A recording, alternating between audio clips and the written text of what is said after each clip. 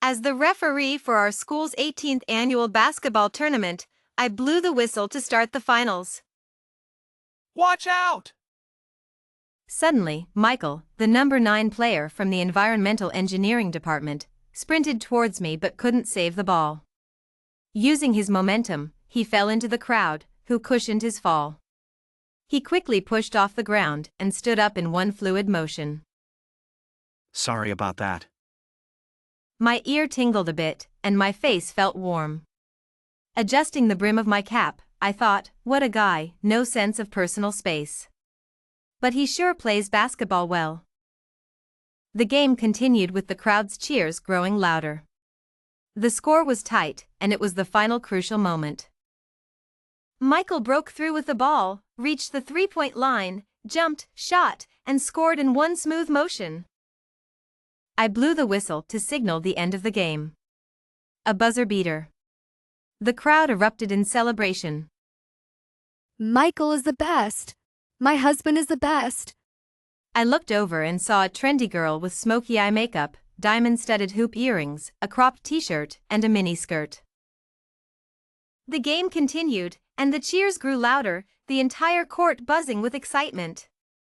The score was tight, and it was the final crucial moment. Watch this, everyone! Michael broke through with the ball, reached the three-point line, jumped, shot, and scored in one smooth motion. Beep blows the whistle to signal the end of the game. A buzzer beater. The crowd erupted in celebration. Michael is the best. My husband is the best. A girl's sharp voice pierced through, hitting my eardrums directly. I looked over and saw a girl with smoky eye makeup, diamond-studded hoop earrings, a cropped t-shirt, and a mini-skirt, definitely a trendy and cool chick. Emma burst into the dormitory. Sophie, someone is looking for you downstairs. Who is it? I asked, putting on a white t-shirt and slipping into my sneakers. I headed straight for the corridor. At this time, there was only one person in the corridor, making it clear who it was. The back view was quite nice, broad shoulders, narrow hips, a well-proportioned figure. A good candidate for practice.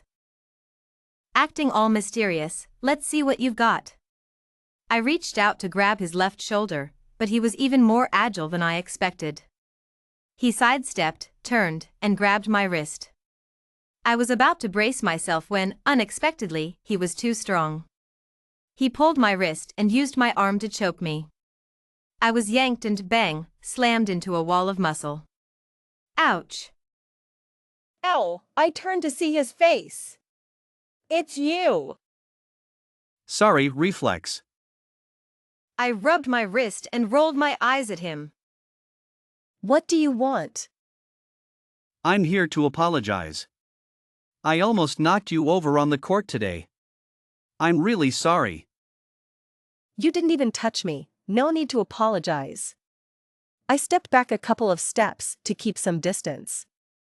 You almost choked me just now, I nearly lost my life, I muttered under my breath.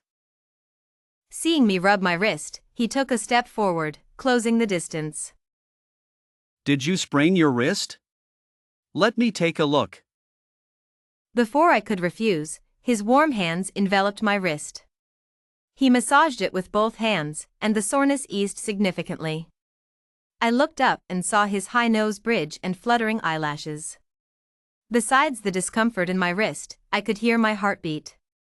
This was too close. I pushed him away and continued rubbing my wrist with my head down. How about I treat you to a meal? I hurt you again just now. He scratched his head, sounding a bit awkward. Just to make it up to you. Let's add each other on WeChat, okay? I looked at his flushed face. It wasn't even hot today. No need to treat me, no need to make it up. If you want my WeChat, find another reason. I turned and waved goodbye, leaving a cool back view. If you want to flirt with me, fine, but not you, Michael. This girl can see right through guys like you who have a girlfriend and still flirt around. School days flew by, and soon it was vacation time. I dragged my suitcase home, ready for the start of my holiday and the inevitable clashes with Dad. Today is February 14th, Valentine's Day. Dad took Mom out for a romantic evening, leaving me, a single person, at home. I was lounging with my legs crossed, eating chips, and watching a show. My phone rang, an unknown number. Hello, is this Lily? There's an international package that requires your ID for pickup. I immediately put on my thick coral fleece frog pajamas and thick cotton slippers and headed downstairs. The cold wind hit me, and I was instantly frozen. This outfit was no match for the cold. At the entrance, there was some fool in a thin suit, slicked back hair, holding a pot of pink succulents. I was dumbfounded. Did this person time travel? Succulents. Seeing that pot of shivering succulents in the cold wind, I had a bad feeling that this fool might be someone I knew. The person saw my fluffy self and was also stunned, then quickly walked over. Oh my God! It was Michael! Where did he learn this old-fashioned style? Lily, I have something to tell you. Dude, are you the delivery guy? Just as I was about to scold him, he shamelessly shouted. I like you. Will you be my girlfriend? Dude, it's freezing out here. Next time, please say such things over the phone, okay? Someone with a girlfriend was actually chasing after me to confess. After saying that, I was about to leave. It was too cold outside, and I was already numb from the cold. Then, at least take the succulent. Looking at his red, swollen hands, it seemed he had been outside for a long time. He seemed smart, but why was he doing such foolish things? Take it. Consider it a New Year's gift. Michael, I'm not the kind of girl you think I am. Don't waste your time on me. Looking at his sincere eyes and his red face from the cold, I couldn't understand how one person could have so many different sides. You are exactly the girl I'm looking for. We can start as friends or classmates. A classmate giving you a succulent, you can't refuse that, right? He spoke so earnestly that for a second, I almost believed him. The words of refusal were stuck in my throat, unable to come out. All right. I compromised, only as classmates, nothing more. All right then, classmate. I'm taking the succulent because it's about to freeze to death. I took the cute succulent. Thank you, Michael. It's too cold, you should go home quickly. Your hands are going to freeze. If his hands continued to freeze, I was really afraid he might lose them. This guy was really willing to go all out to impress a girl. I was too cold, stiff all over, said goodbye, and quickly left the scene. I shuffled my feet like a Teletubby, slowly moving towards the building entrance. Back in the warm indoors, my brain started working again. Thinking back, my friend asked me what I liked. She must have told Michael that I liked succulents, right? Sure enough, the next second Emma called, excitedly asking if I had accepted, and praised Michael for a long time, school heartthrob, sports star, top student, devoted. The Michael I knew didn't seem to match the one she described. After hanging up, I looked at the succulent on the coffee table, with a thin layer of mist on it. Chubby and cute in pink-orange. But, just this? And he thinks he can win me over? Dream on. The game was intense, and the crowd's cheers grew louder. Michael broke through with the ball, reached the three-point line, jumped, shot, and scored in one smooth motion. Beep. I blew the whistle to signal the end of the game. A buzzer beater. The crowd erupted in celebration. Michael is the best. My husband is the best. A girl's sharp voice pierced through, hitting my eardrums directly. I looked over and saw a girl with smoky eye makeup, diamond-studded hoop earrings, a cropped t-shirt, and a mini-skirt, definitely a trendy and cool chick. The game continued, and the cheers grew louder, the entire court buzzing with excitement. Excited, I've got this. Michael broke through with the ball, reached the three-point line, jumped, shot, and scored in one smooth motion. Excited, beep, the game ends with a buzzer beater. Cheerful. Michael is the best. My husband is the best. A sharp voice pierced through the celebration. Cheerful. Michael is the best. My husband is the best. I looked over and saw a girl with smoky eye makeup, diamond-studded hoop earrings, a cropped t-shirt, and a miniskirt, definitely a trendy and cool chick. The game was on fire. The crowd's energy was electric. The final moments were intense.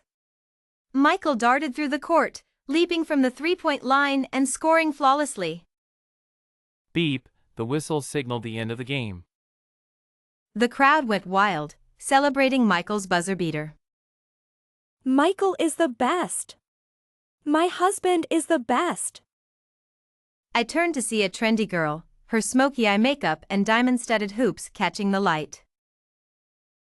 The whistle blew sharply, signaling the ball was out of bounds. I was momentarily stunned. Sorry about that. My ear tingled, and my face warmed. Adjusting my cap, I thought, what a guy, no sense of personal space. But he sure plays basketball well. The game continued, and the cheers grew louder. The entire court buzzed with excitement. The score was tight, and it was the final crucial moment. Michael broke through with the ball, reached the three-point line, jumped, shot, and scored in one smooth motion. Beep, the whistle blew, signaling the end of the game. A buzzer beater. The crowd erupted in celebration. Michael is the best. My husband is the best. I glanced over at the girl. Smoky eye makeup, diamond-studded hoop earrings, a cropped t-shirt, and a mini skirt, definitely a trendy and cool chick. I don't know which well-meaning person spread the story of the three of us, Megan, Michael, and me, so widely. In just a few days, I went from being a perpetual bachelor to being entangled in a love triangle scandal. Just like that, I was in a relationship. Emma was making a fuss about having dinner together. She dialed her couple's hotline to discuss what to eat. Headache. She sold me out again. Emma, I must owe you from a past life.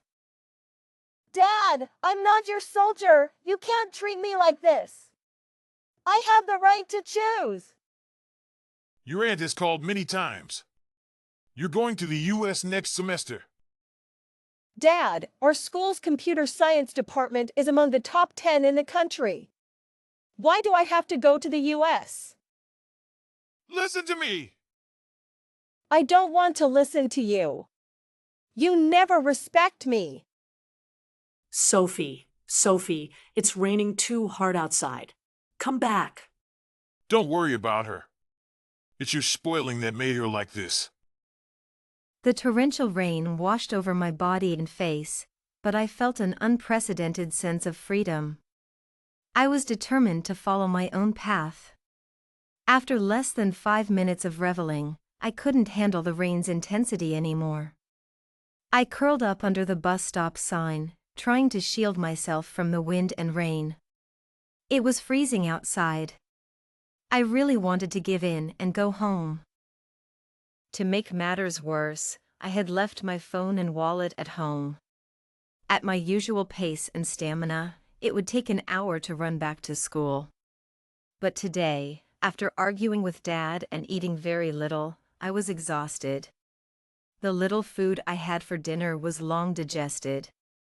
My energy was severely depleted. Growl, my stomach rumbled. Great, dinner was officially digested. Sophie. Who was it? Which hero had found me in distress? Seeing who it was, my heart sank. Of all people, it was Michael. I pretended not to hear and stepped back into the rain. Why are you wandering around in such heavy rain? And without an umbrella? I was about to make an excuse, but my stomach growled again. Yes, my empty stomach left me with zero energy to argue. You're hungry. Let me take you to get something to eat. I wanted to break free, really, I did. But the sight of the 24-hour convenience store's hot food calling to me made me give in. Why did this guy always see me at my worst? Wait here. I was soaked, hugging my elbows to keep my clothes from revealing too much. It was too embarrassing. Here, dry off. A towel covered my head and face. It was a bath towel, just big enough to cover my embarrassing front. Thanks. Ding, the food's ready. I'll get it. Michael's heated food filled the small store with a delicious aroma. I wiped my face and looked at the brand new, pale yellow bath towel, feeling a bit sunnier inside. I wrapped myself in it, feeling as warm as if the sun were shining on me. Here, eat up. He pushed the hot food in front of me. The steam surrounded me, warming me up and bringing out my hidden grievances. Tears started to fall. I'm sorry, don't cry. He stood up, flustered, not knowing how to comfort me and afraid to touch me. Seeing his helpless look, I laughed. He looked like a well-behaved child. Why are you apologizing? It's not your fault. Come, let's eat together. One bite of the hot food, and I felt immensely satisfied. Yes. There's nothing a bowl of hot food can't solve. If you add some instant noodles, a marinated egg, and cheese, it would be heavenly. He sat down awkwardly. The usually confident him now looked like a timid child, glancing at me, afraid of upsetting me. Ding, the instant noodles are ready. I'll get them. Here, I got us 2 bowls. Do you want some marinated eggs and cheese?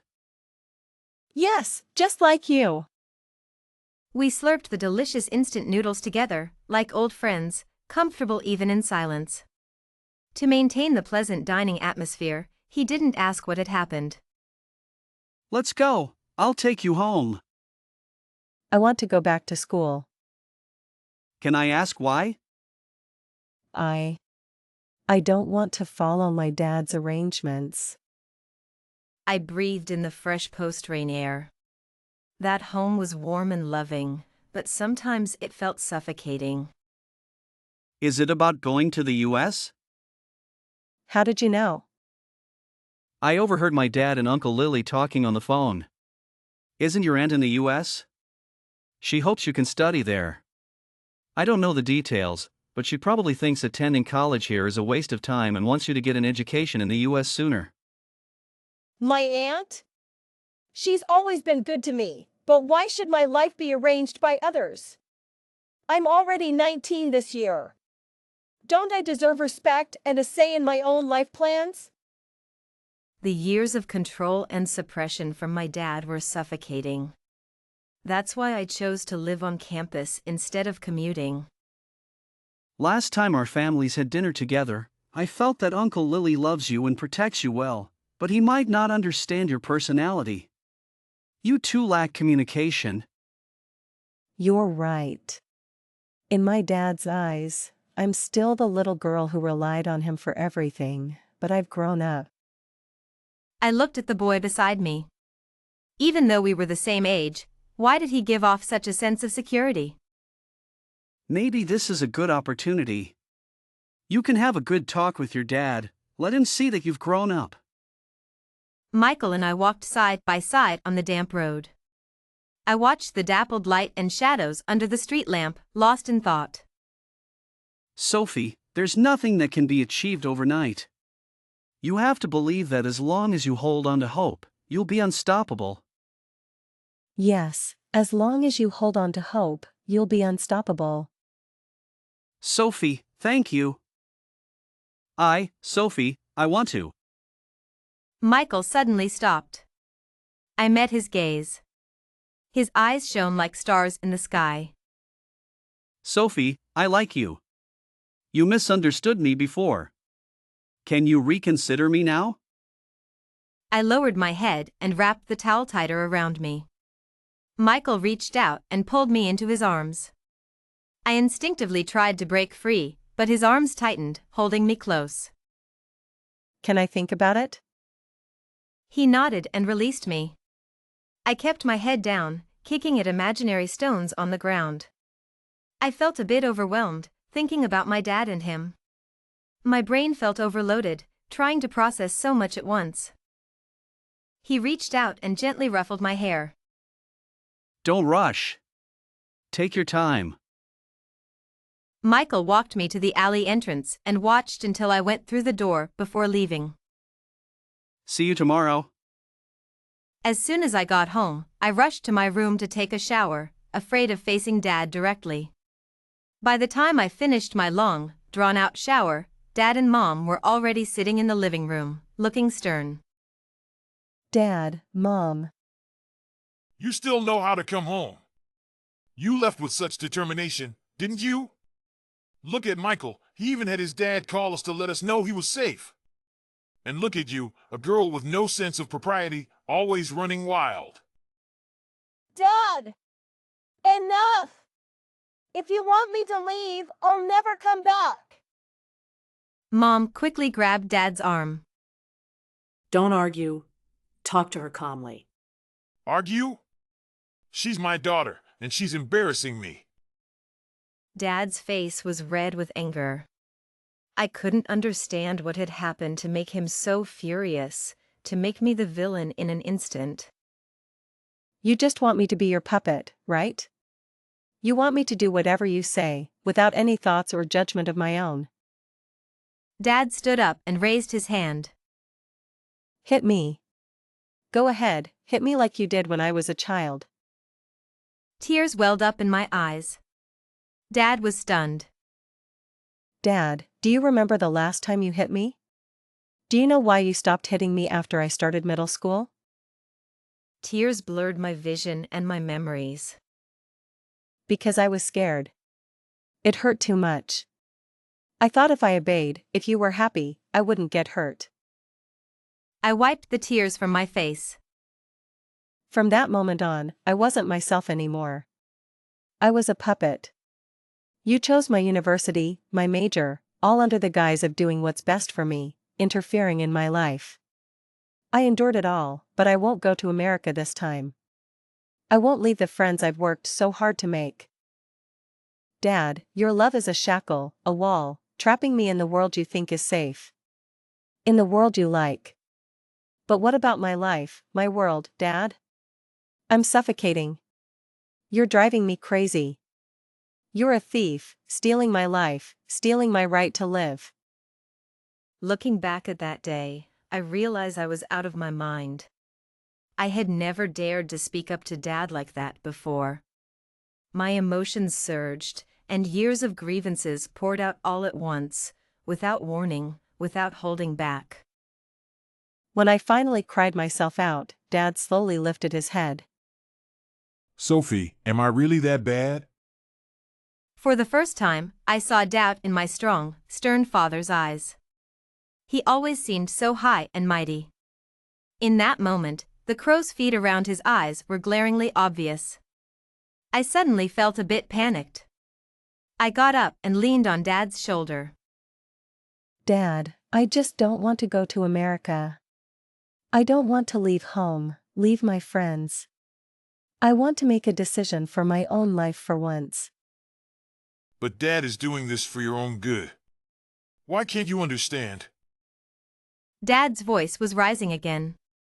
Mom held his hand down. Honey, Sophie is all grown up now. Can we respect her just this once? You always said she was too young before, but our baby is grown up now. Let her go. Sophie, Dad can't just let you go. Please listen to Dad one more time. Go to America next semester. Dad's tone softened, but his stance remained firm. I felt a bit hopeless, ready to give up. Maybe this was my fate, to be controlled all my life, with no self to speak of. Then a voice inside me said, as long as you have hope, you can overcome anything. I felt a surge of determination. Dad, can you let me steer my own life? Be my support, stand behind me, okay? If I fall, I'll turn around and see you there, okay? I saw a flicker of hesitation in his eyes. Dad, if you love me, respect my choice, please? I promise I'll study hard. Time seemed to stand still. All right, Dad understands. This time, Dad will respect you. I couldn't believe my ears. I hugged Dad tightly and kissed his cheek. Dad looked a bit embarrassed and cleared his throat, telling Mom and me not to stay up too late. I couldn't remember the last time I had been this close to Dad, the little girl who loved to kiss him. Thank you, Michael. I observed the stars last night. You're destined for romance. Your true love will save you from trouble. Stop it.